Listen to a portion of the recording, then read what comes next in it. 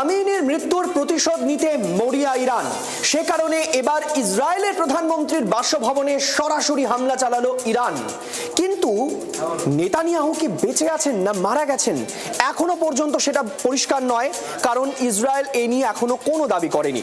কিন্তু সবচেয়ে বড় ধাক্কা লাগলো আমেরিকার, কারণ আমেরিকার গর্বের F-15 বিমান, উন্নত প্রযুক্তির বিমান, তাকে একেবারে নামিয়ে দিল, ভেঙে গুড়িয়ে দিল ইরান। একটি নয়, তিনটি বিমানকে গুড়িয়ে দেওয়া হয়েছে।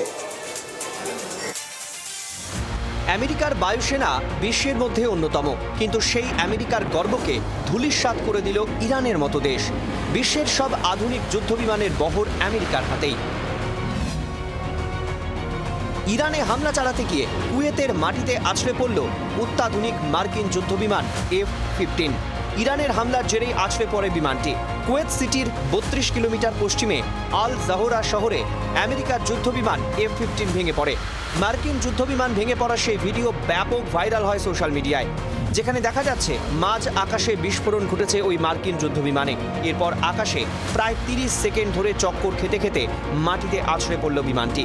সে সময় দুর্ঘটনাগ্রস্ত বিমান থেকে নিরাপদে বেরিয়ে আসেন পাইলট।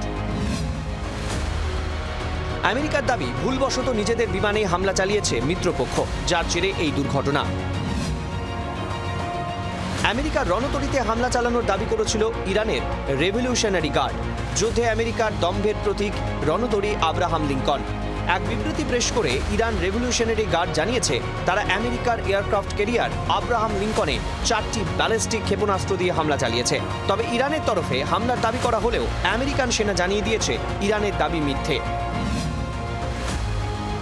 একাধিক দেশে 14টি মার্কিন ঘাঁটিতে হামলা চালানো হয়েছে, তা গুড়িয়ে দেওয়া হয়েছে। আমেরিকা এবং ইসরায়েলের সঙ্গে সামরিক সংঘাতের মধ্যে এমনটাই দাবি করেছে ইরান। ইরানের ইসলামিক রেভলিউশনারি গার্ড কোর বা IRGC এটাও দাবি করেছে, এই হামলায় কয়েকশো মার্কিন সেনার মৃত্যু হয়েছে।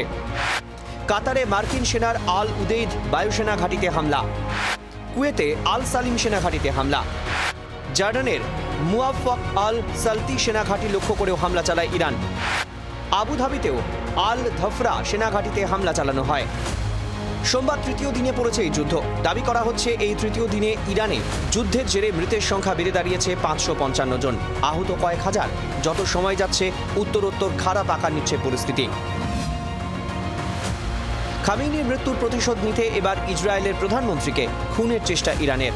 বেঞ্জামিন নেতানিয়াহুর দপ্তর লক্ষ্য করে ক্ষেপণাস্ত্র ছোড়া হয়েছে বলে দাবি করল ইরানের রেভলিউশনারি গার্ড কোর। সোমবার এই হামলা চালিয়েছে বলে দাবি করে IRGC, তবে ইসরায়েল এই দাবি উড়িয়ে দিয়েছে। ব্যুরো রিপোর্ট, জি24 ঘন্টা। বাংলার আওয়াজ, বাঙালির আবেগ, জি24 ঘন্টা।